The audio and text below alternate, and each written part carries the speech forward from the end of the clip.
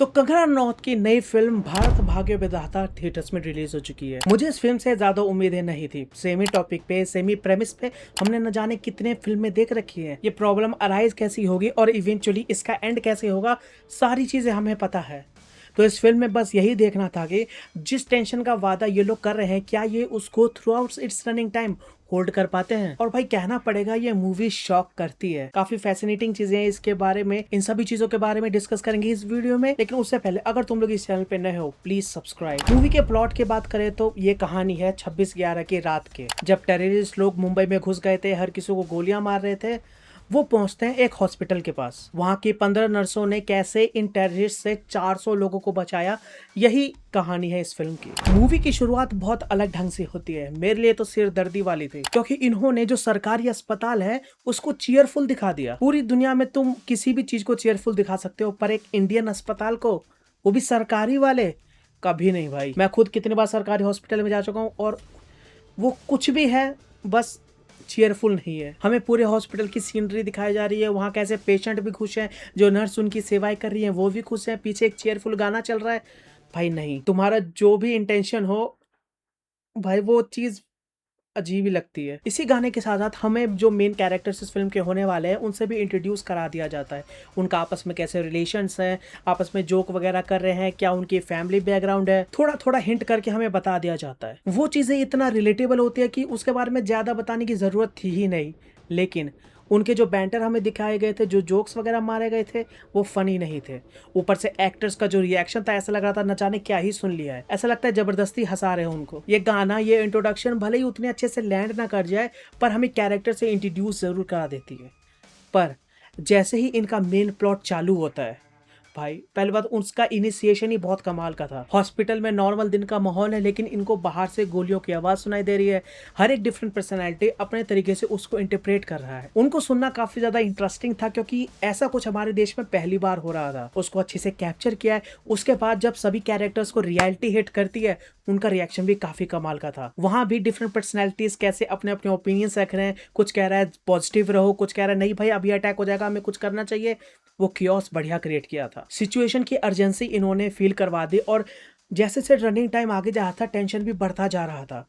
इसकी editing, cinematography, visuals सब का बहुत अच्छे से इस्तेमाल किया है। स्पेशली इसका म्यूजिक, इन्होंने एटमॉस्फेयर ही ऐसा क्रिएट कर दिया था कि तुम्हारा फ्रेम देख के ही फटने लग जाएगी। रात का सीन है तो बस हर जगह अंधेरा, लाइट बल्ब्स वगैरह सिर्फ जल रहे हैं, और टेररिस्ट के चक्कर में उन्होंने वो भी बंद कर दिए। आधे से ज्यादा मूवी अंधेरे में निकलती है, पर थोड़ी बहुत लाइट तो में दिखी जाएगी। उसको बहुत अच्छे से कैप्चर किया है। ऐसे सिचुएशन में जो एक टेरर वाली फील होता है, उसको स्क्रीन पे दिखा दिया उन्होंने। कुछ कुछ फ्रेम्स तो इतने कमाल के रखे हैं कि विजुअल स्टोरी टेलिंग देख के मजा आता है।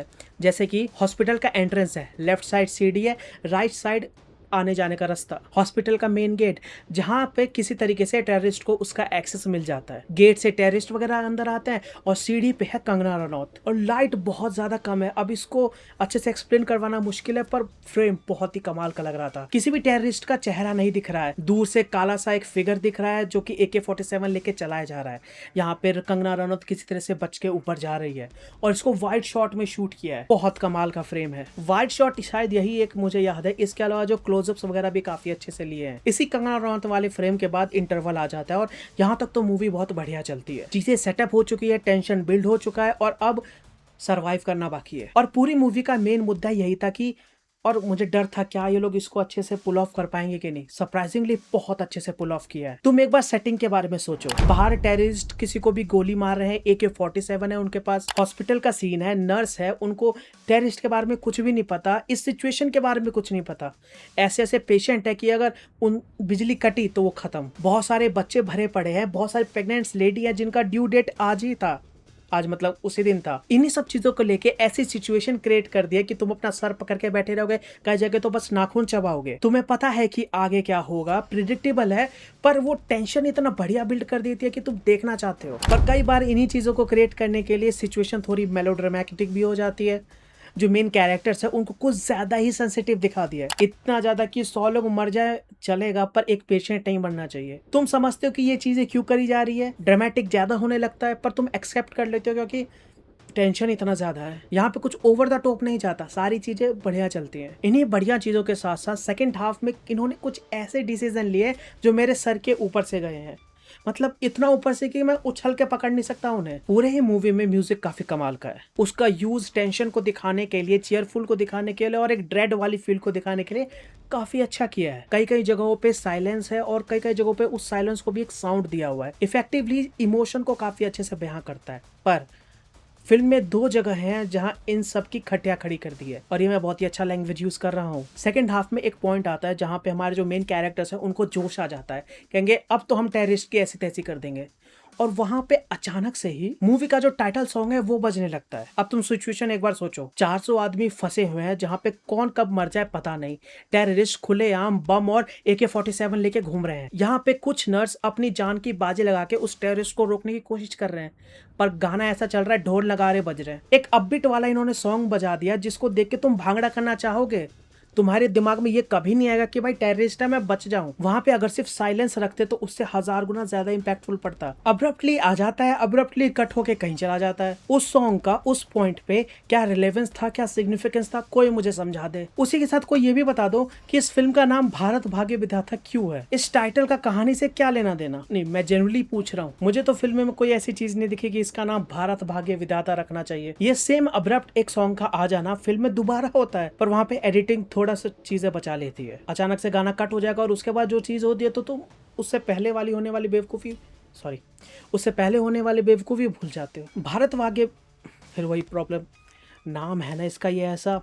भारत भाग्य विधाता को मैं चाहता था कि ये टेंशन अच्छे से मुझे दिखाए, इन्होंने दिखाया। 2 चीज ये और एक्स्ट्रा कर जाती है जिसके लिए मुझे फिल्म बाय द वे काफी ज्यादा पसंद आई है। पहला ये कि कैसे हमसे ऊपर जो काम करते हैं वो हमारा क्रेडिट खा जाते हैं, उसको अच्छे से दिखाना। फिल्म में एक नहीं 2 ऐसे कैरेक्टर्स हैं जो कि हमारे जो मेन लीड्स हैं उनका क्रेडिट खा जाते हैं। अब ये रियल लाइफ से इंस्पायर है लेकिन इसमें कितनी सच्चाई है वो मुझे नहीं पता, पर भाई वैसे कैरेक्टर्स होते हैं असली दुनिया में। इस चीज में ये मूवी एक कदम और आगे जाती है, दिखाती भी है कि कैसे उन्होंने ये चीज करी। दूसरा मेरा सबसे फेवरेट, हमारे मेन लीड्स का आफ्टर टेररिस्ट अटैक वाला पीरियड दिखाना। भले ही वो पार्ट एक ब्रीफ मोमेंट के लिए था, पर ये दिखाते हैं कि विक्टिम्स का टेररिस्ट अटैक के बाद क्या होता है। उनको PTSD हो जाता है, वो अच्छे से सो नहीं पाते, बार बार वो ट्रॉमा जीते रहते हैं। बहुत कम ही मूवीज होती है जो इस चीज को पिन पॉइंट करके दिखाती है। जिस भी कैरेक्टर से हमें स्टार्टिंग में इंट्रोड्यूस करा गया था वो सभी टेररिस्ट अटैक के अंदर ट्रॉमा को झेलते हैं और फिर इस अटैक के बाद उनके साथ क्या हुआ वो भी दिखाते हैं। बढ़िया लगा देखने में। पर इन्हीं दोनों चीजों के साथ ये मूवी लास्ट में एक ऐसी चीज भी कर जाती है कि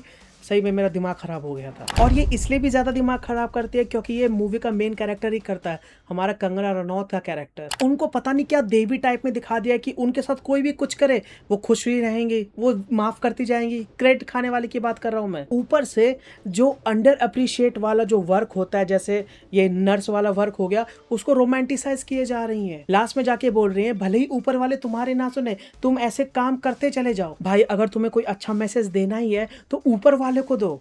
ऊपर वाला मतलब सोसाइटी में जो हमसे ऊपर है, जो हमसे ऊपर काम कर रहे हैं, कि वो वर्कर्स को अप्रिशिएट करे, ना कि तुम वर्कर्स को ही कह दो कि चलो चलो कोई तुम्हारे नहीं देगा, बस अपना काम करो। इन्हीं सब चीजों की वजह से इंडिया अभी तक बर्बाद है और पॉलिटिक्स देख के तो लग रहा है आगे भी रहेगा। ये छोटी सी चीज क्लाइमैक्स के बाद एक बहुत बड़ी प्रॉब्लम है, क्योंकि इसके बाद होता यह है कि मूवी में तुमने जितना भी ट्रॉमा टेंशन देखा तुम वो भूल जाओगे।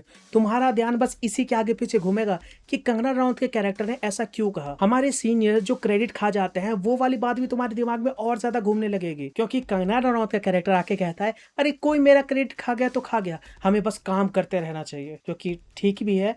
पर उस चीज को रोमांटिसाइज क्यों कर रहे हो। मूवी की बाकी एक्सपेक्ट्स की बात करें तो एक्टिंग सभी की बहुत अच्छी है।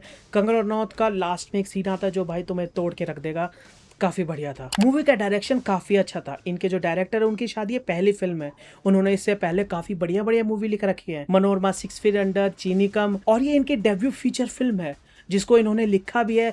इस फिल्म के जो गाने हैं उसके लिरिक्स भी इन्होंने ही लिखे हैं। तो भाई काफी बढ़िया मूवी बना दिया आपने। आपके जो 2-3 आइडियाज हैं वो काफी अच्छे वर्क करते हैं, खासकर PTSD वाले और क्रेडिट खाने वाले। तो ओवरऑल कहूँ तो भारत भाग्य विधाता एक काफी अच्छी फिल्म है। जिस प्रेमिस के ऊपर ये मूवी बनी है, भले ही वो तुमने बहुत बार देखा हो, पर ये मूवी उसको एक नया ट्रीटमेंट से दिखाती है। टेंशन को काफी अच्छे से बिल्ड किया है, एक अर्जेंसी वाली फीलिंग तुम्हें दिला ही देगी, एक क्यूरियोसिटी भी तुम्हारी जगा देगी कि चलो देखते हैं आगे क्या होगा। बहुत कम ही ऐसी मूवी कर पाती हैं। उसके बाद कुछ एक्स्ट्रा भी तुम्हें इसका देखने को मिलेगा जो बाकी मूवीज अच्छे से नहीं दिखा पाती। भले ही थोड़ी देर के लिए था पर था तो सही। मेरी तरफ से तो हाईली रिकमेंडेड। बाकी ये थे मेरे ओपिनियंस। तुम्हारे क्या थॉट है इस मूवी को लेकर नीचे कमेंट्स में जरूर बताना एंड सब्सक्राइब।